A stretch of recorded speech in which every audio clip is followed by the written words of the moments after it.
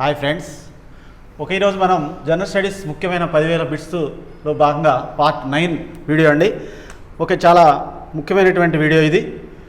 చాలా వరకు మరి జనరల్ స్టడీస్ ముఖ్యమైనటువంటి 10,000 బిట్స్ని చాలా వరకు ఆదరిస్తున్నందుకు ధన్యవాదాలండి. ఫస్ట్ ఈరోజు మనం అవార్డులు, ప్రముఖ దినోత్సవాల గురించి చెప్తానండి. అవార్డులు, ప్రముఖ దినోత్సవాలు.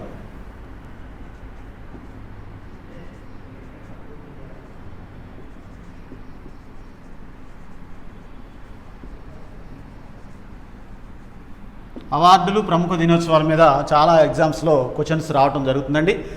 ఎస్పెషల్లీ కాంపిటేటివ్ ఎగ్జామ్స్లో ఎక్కువగా అడుగుతున్నారు కాబట్టి ముఖ్యంగా ఫస్ట్ ప్రశ్న ఈరోజు మనం వీడియోలో, శాంతి స్వరూప్ భట్నాగర్ అవార్డు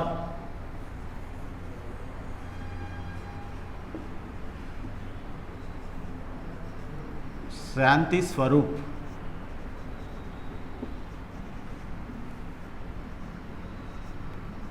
భట్నాగర్ అవార్డు,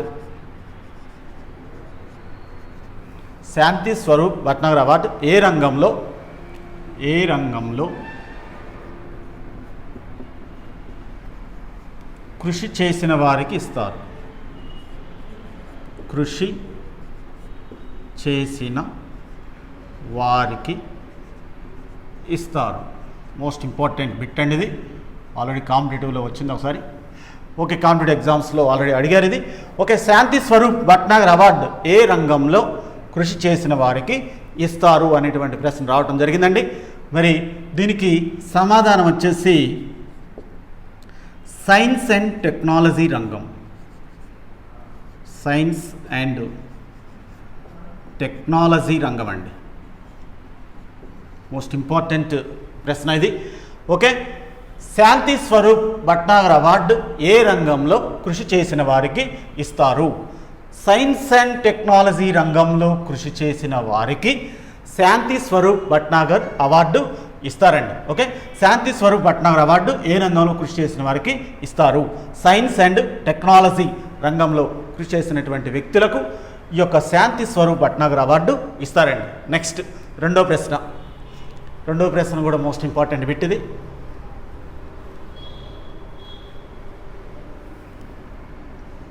రెండవ ప్రశ్న, భారత సైన్యంలో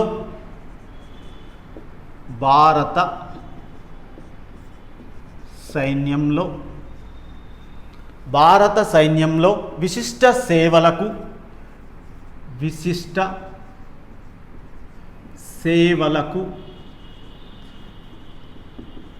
భారత సైన్యంలో విశిష్ట సేవలకు అందించే భారత సైన్యంలో విశిష్ట సేవలకు అందించే అత్యున్నత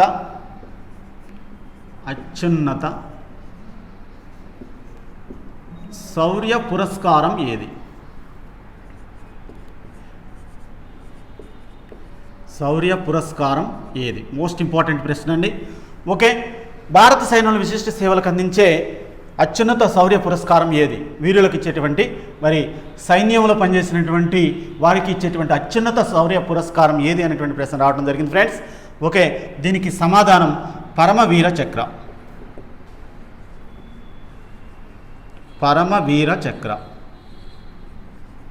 మోస్ట్ ఇంపార్టెంట్ ప్రశ్న అండి. భారత సైన్యంలో విశిష్ట సేవలకు అందించే అత్యున్నత శౌర్య పురస్కారం ఏది అనేటువంటి ప్రశ్న వచ్చినప్పుడు దీనికి సమాధానం పరమవీర చక్ర. పరమవీర చక్ర అనేటువంటి పురస్కారం భారత సైన్యంలో విశిష్ట సేవలకు అందించేటువంటి అత్యున్నత శౌర్య పురస్కారం అండి. నెక్స్ట్ మూడవ ప్రశ్న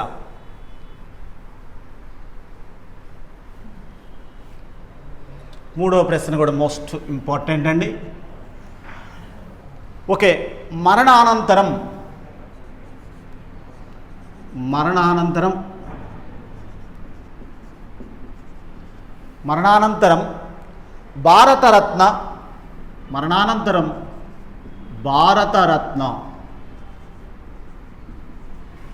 భారతరత్న అవార్డు పొందిన తొలి వ్యక్తి ఎవరు? తొలి వ్యక్తి ఎవరు? ఇది కూడా చాలాసార్లు ఎగ్జామ్స్లో వచ్చిందండి. ఓకే, మరణానంతరం భారతరత్న అవార్డు పొందిన తొలి వ్యక్తి ఒక్కరే ఉన్నారు. వారు ఎవరు అనేటువంటి బిట్ చాలా మోస్ట్ ఇంపార్టెంట్ ప్రశ్న ఇది. ఓకే, మరణానంతరం భారతరత్న అవార్డు పొందిన తొలి వ్యక్తి ఎవరు అనేటువంటి ప్రశ్న చాలా ఎగ్జామ్స్లో అడగడం అనేటువంటి జరిగింది ఫ్రెండ్స్. ఓకే, లాల్ బహదూర్ శాస్త్రి. దీనికి సమాధానం లాల్ బహదూర్ శాస్త్రి.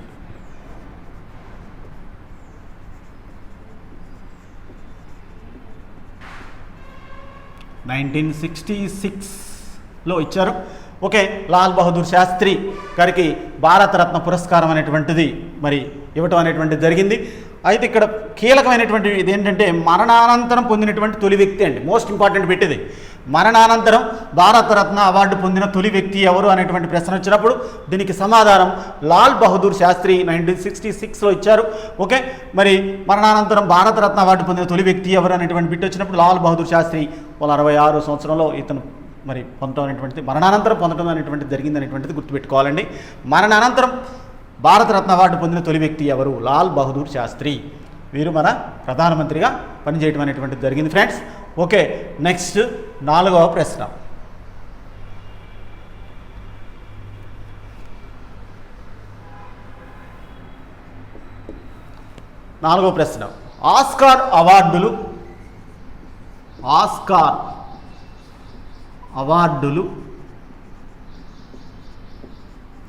ఆస్కార్ అవార్డులు ఏ రంగంలో ప్రదానం చేస్తారు? ఏ రంగంలో ప్రదానం చేస్తారు?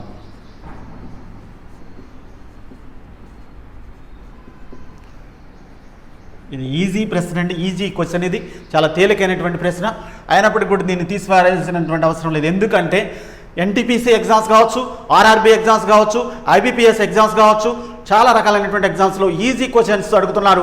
ఈజీ క్వశ్చన్స్ కూడా చాలా తేలికైనటువంటి ప్రశ్నలు కూడా అభ్యర్థులు మార్కులు కోల్పోతున్నారు. కాబట్టి చాలా ఈజీ క్వశ్చన్స్ కూడా మన యొక్క జనరల్ స్టడీస్ ముఖ్యమైనటువంటి 10,000 బిట్స్లో ఉంటాయి. అంటే ఈజీ క్వశ్చన్ ఉంటుంది, మరి అదేవిధంగా డిఫికల్ట్ క్వశ్చన్ ఉంటుంది, యావరేజ్ క్వశ్చన్ అనేటువంటిది కంపల్సరీగా ఉంటుందండి. ఓకే, ఆస్కార్ అవార్డులు ఏ రంగంలో ప్రదానం చేస్తారు? బేసిక్ క్వశ్చన్ ఇది. ఓకే, ఆస్కార్ అవార్డులు ఏ రంగంలో ప్రదానం చేస్తారు అనేటువంటి ప్రశ్న వచ్చినప్పుడు చలనచిత్ర రంగం,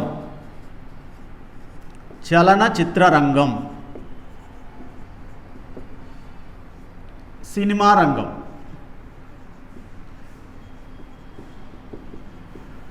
ఆస్కార్ అవార్డులు ఏ రంగంలో ప్రదానం చేస్తారు? చలనచిత్ర రంగం అండి దీనికి సమాధానం, లేదా సినిమా రంగంలో కృషి చేసినటువంటి వ్యక్తులకు మరి ఆస్కార్ అవార్డులు ఇవ్వటం అనేటువంటిది జరుగుతుంది ఫ్రెండ్స్. ఓకే, ఆస్కార్ అవార్డులు ఏ రంగంలో ప్రదానం చేస్తారు? చలనచిత్ర రంగం లేదా సినిమా రంగంలో కృషి చేసినటువంటి వారికి ఆస్కార్ అవార్డులు ఇవ్వటం అనేటువంటిది జరుగుతుంది ఫ్రెండ్స్. ఓకే, 5వ ప్రశ్న మోస్ట్ ఇంపార్టెంట్ ప్రశ్న అండి. బేసిక్ క్వశ్చనే, కాకపోతే కొద్దిగా ఇబ్బంది పెట్టేటువంటి క్వశ్చన్. ఓకే, 5వ ప్రశ్న ద్రోణాచార్య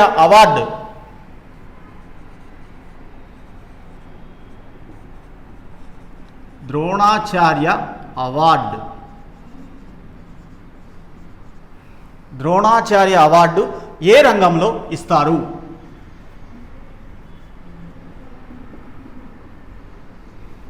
ఏ రంగంలో కృషి చేసిన వారికి ఇస్తారు?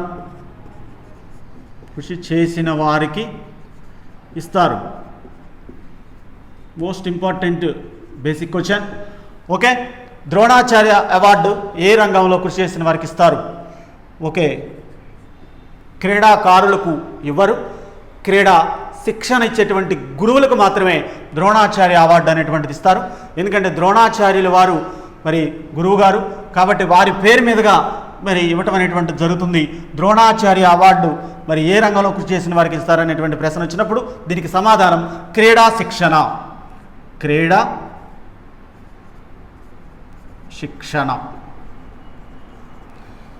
క్రీడల్లో శిక్షణ ఇచ్చేటువంటి గురువులకు మాత్రమే ద్రోణాచార్య అవార్డు ఇస్తారు. ద్రోణాచార్య అవార్డు ఏ రంగంలో కృషి చేసిన వారికి ఇస్తారు?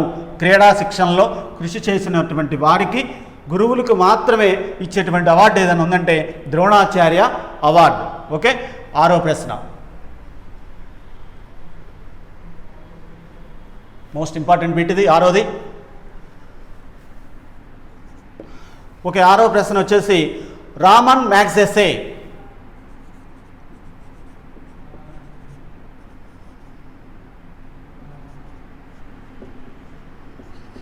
రామన్ మ్యాగ్సెసే అవార్డు, రామన్ మ్యాగ్సెసే అవార్డు పొందిన మొదటి భారతీయుడు ఎవరు?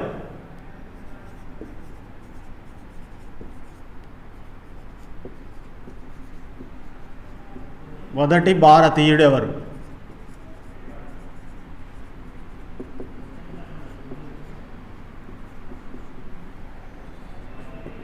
ఈ అవార్డు ఫిలిపైన్స్ వారు ఇస్తారండి.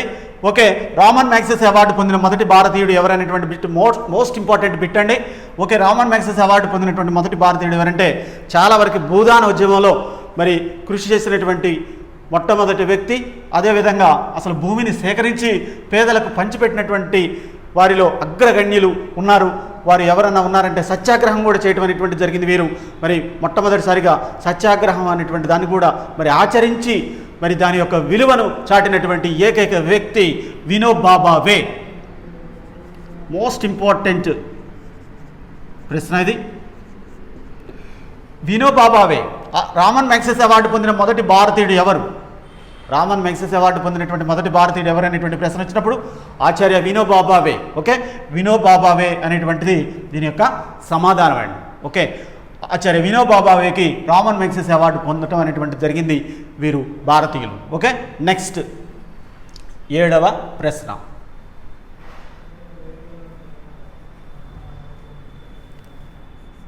7వ ప్రశ్న కూడా మనకు తెలిసినటువంటిదే, అయినప్పుడు కూడా పోవడానికి అవకాశం ఉంటుంది ఫ్రెండ్స్. భారతరత్న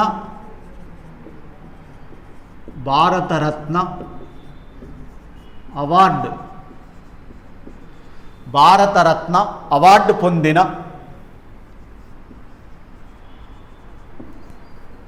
తొలి క్రీడాకారుడు ఎవరు?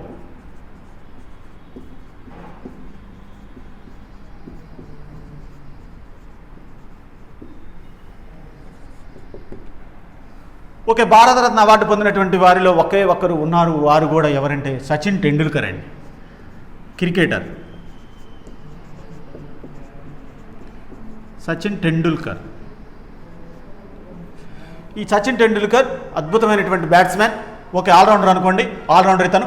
ఓకే, భారతరత్న అవార్డు పొందినటువంటి తొలి క్రీడాకారుడు ఎవరనేటువంటిది బిట్ వచ్చినప్పుడు మరి సచిన్ టెండూల్కర్ క్రికెటరు. వీరికి మాత్రమే భారతరత్న అవార్డు అనేటువంటిది క్రీడాకారుల్లో లభించినటువంటి మొట్టమొదటి వరంగా మనం చెప్పొచ్చు.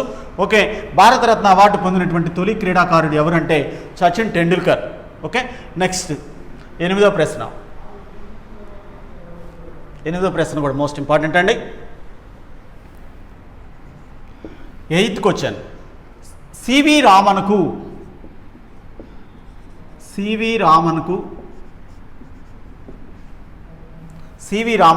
భౌతిక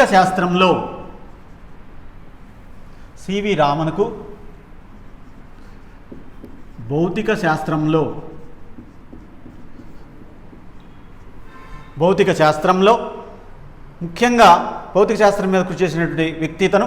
భౌతిక శాస్త్రంలో ఏ సంవత్సరంలో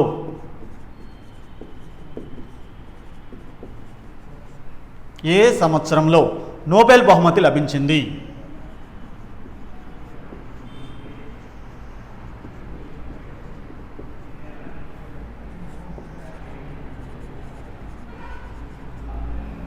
ఓకే, సివి రామన్కు భౌతిక శాస్త్రంలో ఏ సంవత్సరం నోబెల్ బహుమతి లభించింది? రామన్ ఎఫెక్ట్ అనేటువంటిది క్రాంతి ప్రసరణ విధానం అనేటువంటి దాని మీద అద్భుతమైనటువంటి ప్రయోగాలు చేసినటువంటి వ్యక్తి సర్ సివి రామన్. ఇతని యొక్క జన్మదినోత్సవాన్ని భారతీయ సైన్స్ దినోత్సవంగా జరుపుకుంటున్నాం ఫిబ్రవరి 28న. ఓకే, సర్ సివి రామన్కు భౌతిక శాస్త్రంలో ఏ సంవత్సరం నోబెల్ బహుమతి వచ్చింది అనేటువంటిది మోస్ట్ ఇంపార్టెంట్. మరి మొట్టమొదటి సైంటిస్ట్ ఇతను మన భారతీయుల్లో. అంటే నోబెల్ ప్రైజ్ పొందినటువంటి మొట్టమొదటి సైంటిస్ట్ ఎవరైనా ఉన్నారంటే సర్ సివి రామన్ అండి. ఓకే, జవాబు వచ్చేసి 1930. 1930 సంవత్సరంలో సర్ సివి రామన్కి మరి నోబెల్ బహుమతి అని రావడం అనేటువంటి జరిగింది. ఇతను ఫిజికల్ సైన్స్కి సంబంధించినటువంటి భౌతిక మరి శాస్త్రవేత్త, అంటే భౌతిక శాస్త్రంలో అగ్రగామిగా ఉన్నారు వీరు.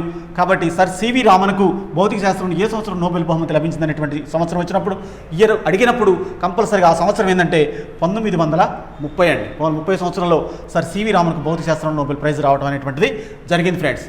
ఓకే, నెక్స్ట్ 9వ ప్రశ్న.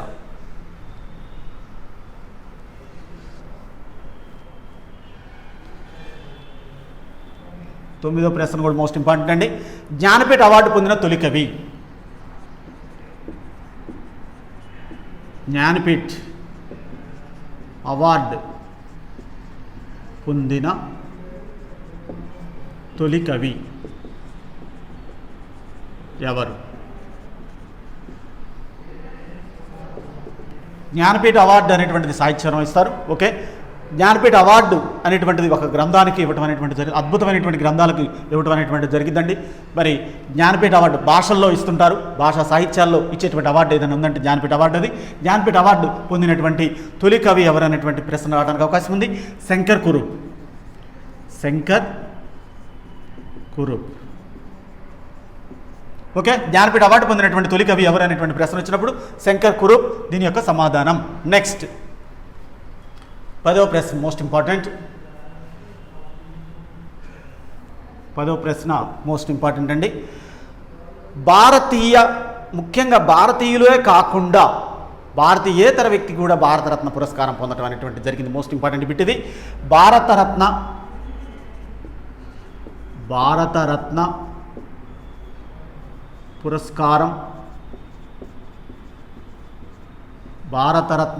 పురస్కారం పొందిన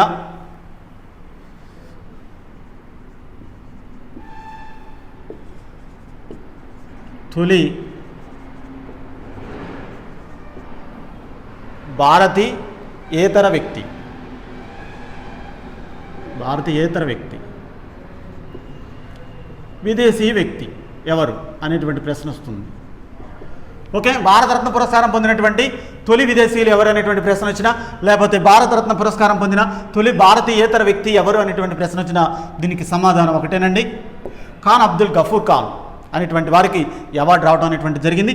ఓకే, ఖాన్ అబ్దుల్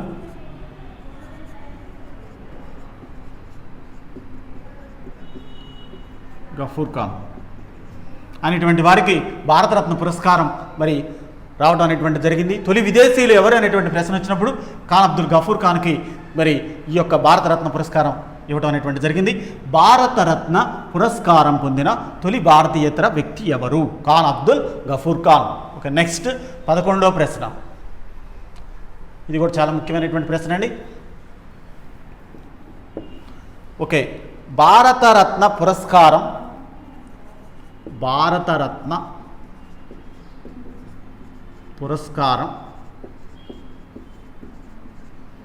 పొందిన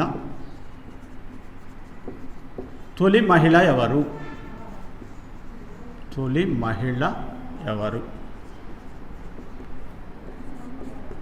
ఇందిరాగాంధీ అండి. దీనికి సమాధానం ఇందిరాగాంధీ. భారతరత్న పురస్కారం పొందిన తొలి మహిళ ఎవరు అనేటువంటి ప్రశ్న వచ్చినప్పుడు దీని సమాధానం ఇందిరాగాంధీ అండి. మనకు ప్రధానమంత్రిగా పనిచేశారు వీరు. ఓకే, భారతరత్న పురస్కారం పొందిన తొలి మహిళ ఎవరు అనేటువంటి ప్రశ్న వచ్చినప్పుడు శ్రీమతి ఇందిరాగాంధీ గారికి ఈ యొక్క అవార్డు రావడం అనేటువంటి జరిగింది. భారతరత్న పురస్కారం పొందిన తొలి మహిళ ఎవరు? ఇందిరాగాంధీ. ఓకే, నెక్స్ట్ 12వ ప్రశ్న.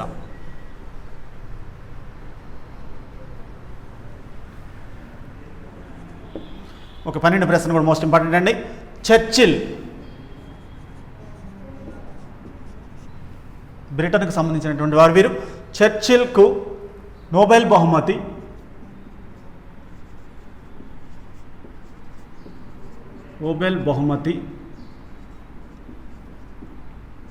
చర్చిల్కు నోబెల్ బహుమతి ఏ రంగంలో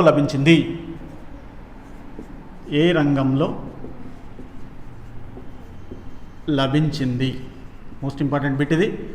ఓకే, అడిగారు ఆల్రెడీ. ఓకే, చర్చిల్ అనేటువంటి వారు అద్భుతమైనటువంటి సాహితీవేత్త అండి. ఓకే, వీరికి సాహిత్యంలో ఈ యొక్క నోబెల్ బహుమతి రావడం అనేటువంటి జరిగింది ఫ్రెండ్స్. బ్రిటన్కి సంబంధించినటువంటి వారు వీరు. ఓకే, చర్చిల్కు నోబెల్ బహుమతి ఏ రంగంలో లభించింది అనేటువంటి ప్రశ్న వచ్చినప్పుడు సాహిత్యం. దీని సమాధానం సాహిత్యం. ఓకే, చర్చిల్కు నోబెల్ బహుమతి ఏ రంగంలో లభించింది? సాహిత్యంలో నోబెల్ బహుమతి లభించింది. ఓకే, నెక్స్ట్ 13వ ప్రశ్న. 13వ ప్రశ్న కూడా మోస్ట్ ఇంపార్టెంట్ పెట్టానండి. నోబెల్ బహుమతి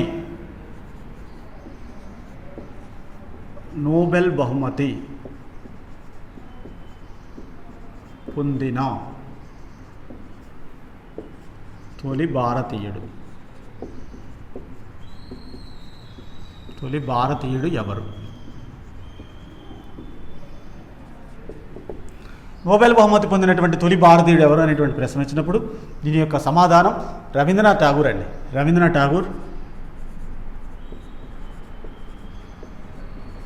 ఠాగూర్ వీరికి 2013లో గీతాంజలి రచించినందుకు వచ్చింది. అదేవిధంగా సాహిత్యంలో ఇలా తెలుసుకోవాలి బిట్స్. ఇట్లా ఉంటే మనకి క్లారిటీగా ఉంటే నో ప్రాబ్లం, బిట్ మీద మనకి కమాండింగ్ ఉంటుంది. ఓకే, నోబెల్ బహుమతి పొందినటువంటి తొలి భారతీయుడు ఎవరంటే రవీంద్రనాథ్ ఠాగూర్ అండి. గీతాంజలి అనేటువంటి దాన్ని రచించినందుకు, గీతాంజలి అనేటువంటి దాన్ని రచించినందుకు 2013లో వీరికి రావడం అనేటువంటి జరిగింది నోబెల్ బహుమతి. మరి రవీంద్రనాథ్ ఠాగూర్కి ఏ సంవత్సరంలో లభించింది అనేటువంటి ప్రశ్న కూడా వచ్చింది. 2013లో లభించింది. అది ఏ రంగంలో లభించింది రవీంద్రనాథ్ ఠాగూర్ కంటే? గీతాంజలి అనేటువంటిది మరి దాన్ని రచించారు కాబట్టి ఇది సాహిత్యానికి సంబంధించినటువంటి పెట్టు. రవీంద్రనాథ్ ఠాగూర్కి మరి ఏ రంగంలో నోబెల్ బహుమతి వచ్చింది అనేటువంటి ప్రశ్న వచ్చినప్పుడు సాహిత్యంలో నోబెల్ బహుమతి వచ్చింది ఫ్రెండ్స్. ఓకే, నెక్స్ట్ 14వ ప్రశ్న మోస్ట్ ఇంపార్టెంట్ అండి. ఓకే, 14వ ప్రశ్న. జాతీయ యువజన దినోత్సవం ఎప్పుడు జరుపుకుంటారు? జాతీయ యువజన దినోత్సవం ఎప్పుడు జరుపుకుంటారు?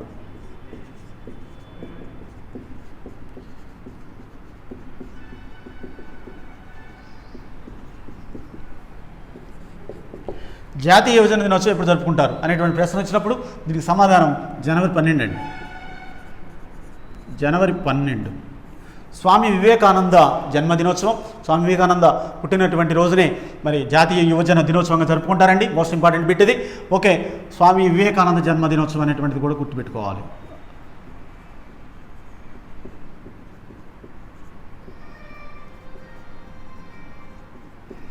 స్వామి వివేకానంద జన్మదినం సందర్భంగా జనవరి 12ని జాతీయ యువజన దినోత్సవంగా జరుపుకోవడం అనేటువంటిది జరుగుతుంది ఫ్రెండ్స్.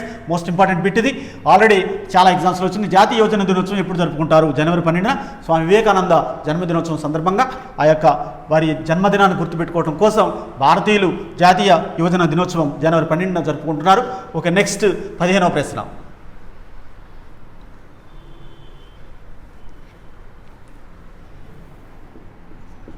15వ ప్రశ్న కూడా మోస్ట్ ఇంపార్టెంట్ అండి.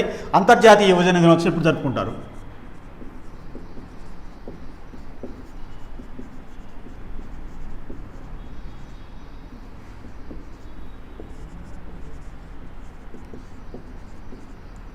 అంతర్జాతీయ యువజన దినోత్సవం ఎప్పుడు జరుపుకుంటారు అనేటువంటి ప్రశ్న ఇది. ఎప్పుడు జరుపుకుంటారు? దీనికి సమాధానం ఆగస్టు 12 అండి. చాలా ఈజీ అండి. మరి ఆగస్టు 12ను జాతీయ యువజన దినోత్సవంగా జనవరి 12న జరుపుకుంటారు. అంతర్జాతీయ యువజన దినోత్సవం ఎప్పుడు జరుపుకుంటారంటే ఆగస్టు 12ను మరి అంతర్జాతీయ యువజన దినోత్సవంగా జరుపుకుంటారు ఫ్రెండ్స్. ఓకే, మోస్ట్ ఇంపార్టెంట్ ఇవన్నీ కూడా. నెక్స్ట్ 16వ ప్రశ్న. జాతీయ ఆర్మీ దినోత్సవం. జాతీయ ఆర్మీ దినోత్సవం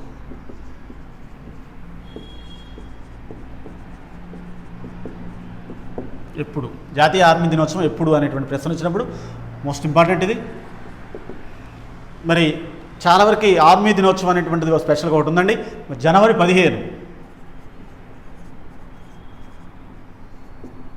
మోస్ట్ ఇంపార్టెంట్ ఇది. జాతీయ ఆర్మీ దినోత్సవం ఎప్పుడు జరుపుకుంటారు అనేటువంటి ప్రశ్న వచ్చినప్పుడు జనవరి 15. జాతీయ ఆర్మీ దినోత్సవం ఎప్పుడు? జనవరి 15 ఆర్మీ దినోత్సవం, జాతీయ ఆర్మీ దినోత్సవం జరుపుకుంటారండి. నెక్స్ట్ 17వ ప్రశ్న. 17వ ప్రశ్న, ప్రపంచ క్యాన్సర్ దినోత్సవం.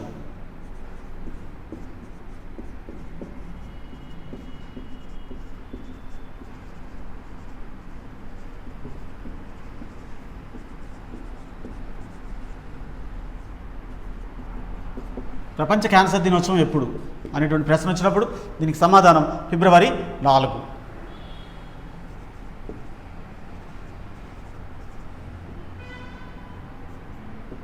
ఫిబ్రవరి 4న ప్రపంచ క్యాన్సర్ దినోత్సవం జరుపుకుంటారండి. ఓకే, ప్రపంచ క్యాన్సర్ దినం అంటుందండి. ప్రపంచ క్యాన్సర్ దినోత్సవం ఎప్పుడు జరుపుకుంటారంటే ఫిబ్రవరి 4. నెక్స్ట్ 18వ ప్రశ్న, మోస్ట్ ఇంపార్టెంట్ ఇది. ఓకే, ప్రపంచ రెడ్ క్రాస్ దినం. ప్రపంచ రెడ్ క్రాస్ దినం. ప్రపంచ రెడ్ క్రాస్ దినం ఎప్పుడు అన్నట్టు. ఓకే, దీని యొక్క సమాధానం వచ్చేసి మే 8. మోస్ట్ ఇంపార్టెంట్ బిట్ అండి ఇది. ప్రపంచ రెడ్ క్రాస్ దినోత్సవం ఎప్పుడు జరుపుకుంటారంటే ప్రశ్న వచ్చినప్పుడు మే 8న ప్రపంచ రెడ్ క్రాస్ దినోత్సవం జరుపుకుంటారు friends. Okay, next most important bit ఇది 19వ ప్రశ్న. ఓకే, కామన్వెల్త్ దినోత్సవాన్ని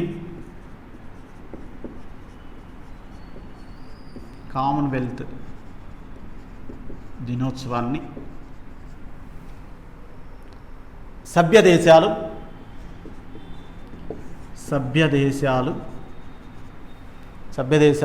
ఏ రోజున జరుపుకుంటాయి?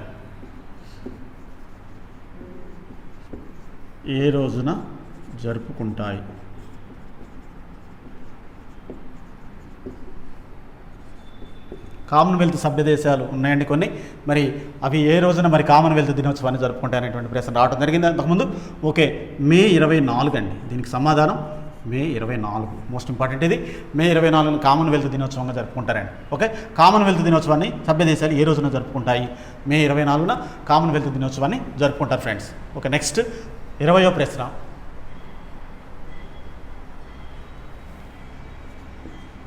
20వ ప్రశ్న మోస్ట్ ఇంపార్టెంట్ అండి. ప్రపంచ జీవ వైవిధ్య దినోత్సవం. ప్రపంచ జీవ వైవిధ్య దినోత్సవం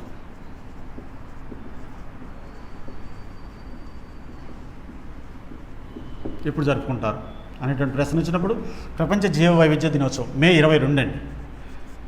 మే 22 ప్రపంచ జీవ వైవిధ్య దినోత్సవం ఇప్పుడు జరుపుకుంటారు. మే 22న ప్రపంచ జీవ వైవిధ్య దినోత్సవం జరుపుకుంటారు ఫ్రెండ్స్. ఓకే, నెక్స్ట్ ఇంతవరకు మనం అవార్డులు, ప్రముఖ దినోత్సవాల గురించి చెప్పుకున్నామండి. ఇప్పుడు ఇతరాలు మిస్లేనియస్ బిట్స్ చెప్తాను.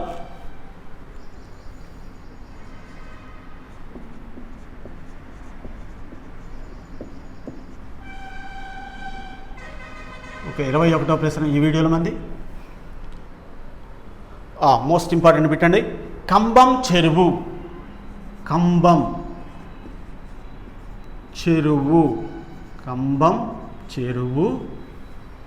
ఏ నదిపై నిర్మించారు? కంబం చెరువు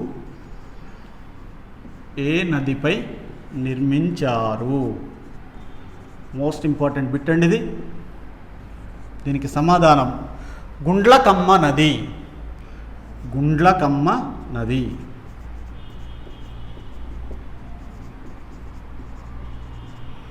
కంబం చెరువు ఏ నదిపై నిర్మించారు? గుండ్లకమ్మ నదిపై కంబం చెరువు అనేటువంటి దాన్ని నిర్మించడం అనేటువంటిది జరిగింది. ఓకే, కంబం చెరువు ఏ నదిపై నిర్మించారు? మోస్ట్ ఇంపార్టెంట్ గుండ్లకమ్మ నది. నెక్స్ట్ 22వ ప్రశ్న. మిస్లేనియస్లో భాగంగా 22 ప్రశ్న ఇది. మోస్ట్ ఇంపార్టెంట్ క్వశ్చన్స్ ఇవి. తెలంగాణ పీఠభూమి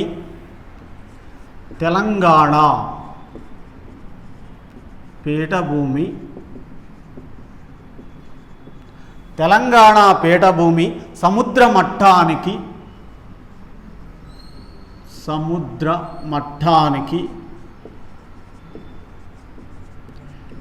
తెలంగాణ పీఠభూమి సముద్ర మట్టానికి ఎంత ఎత్తులో ఉంది?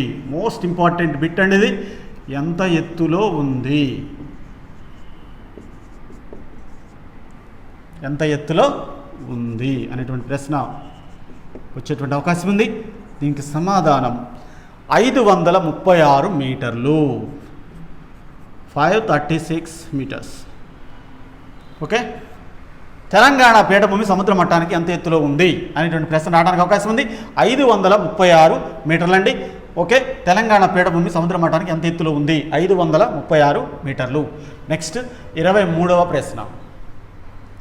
23వ ప్రశ్న కూడా మోస్ట్ ఇంపార్టెంట్ అండి. ఓకే, కృష్ణానది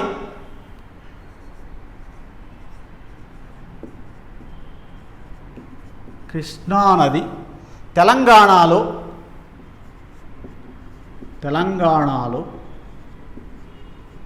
ప్రవహించు చోటు.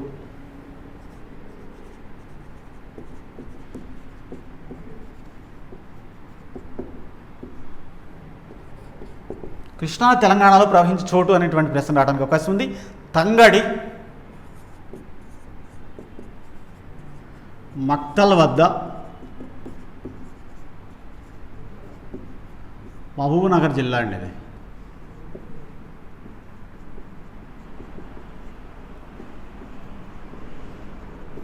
ఓకే, కృష్ణా తెలంగాణలో ప్రవహించే చోటు అనేటువంటి ప్రశ్న వచ్చినప్పుడు తంగడి, మక్తల్ వద్ద, మహబూబ్నగర్ జిల్లా. ఓకే, నెక్స్ట్ 24వ ప్రశ్న.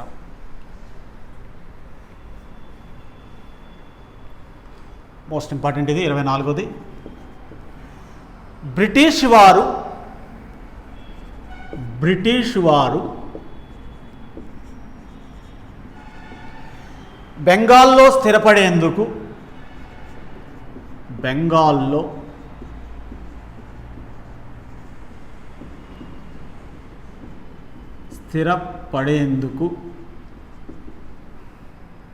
బ్రిటిష్ వారు బెంగాల్లో స్థిరపడేందుకు నాంది పలికిన యుద్ధం ఏది?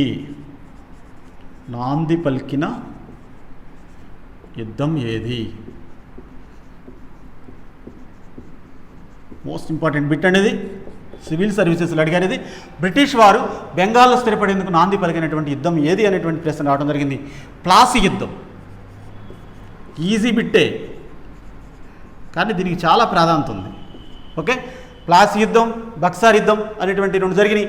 1757లో ప్లాసీ యుద్ధం జరిగింది, 1764లో బక్సార్ యుద్ధం జరిగింది హిస్టరీలో. ఓకే, బ్రిటిష్ వారు బెంగాల్లో స్థిరపడేందుకు నాంది పలికినటువంటి యుద్ధం ఏదంటే ప్లాసీ యుద్ధం అండి. ఓకే, నెక్స్ట్ 25వ ప్రశ్న. మోస్ట్ ఇంపార్టెంట్ 25వ ప్రశ్న. 25th. భారతీయ పత్రికలపై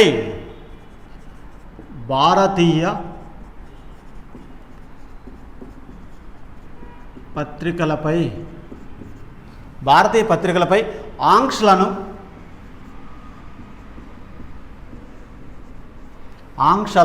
తొలగించిన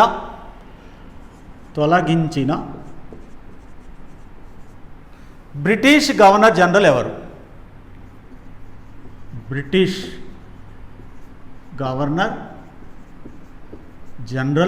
మోస్ట్ ఇంపార్టెంట్ బిట్ అండి ఇది.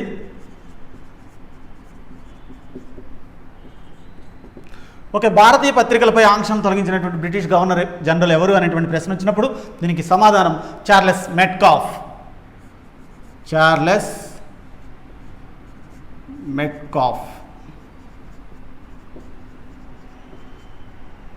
మోస్ట్ ఇంపార్టెంట్ బిట్ ఇది. భారతీయ పత్రికలపై ఆంక్షలను తొలగించినటువంటి బ్రిటిష్ గవర్నర్ జనరల్ ఎవరు? Charles Metcalfe. Okay, general studies ముఖ్యమైనటువంటి 10,000 బిట్స్ పార్ట్ 9 వీడియో అండి ఇది. ఆ విధంగా 10,000 బిట్స్ ముఖ్యమైనటువంటి బిట్స్ చేయడం జరుగుతుంది ఫ్రెండ్స్.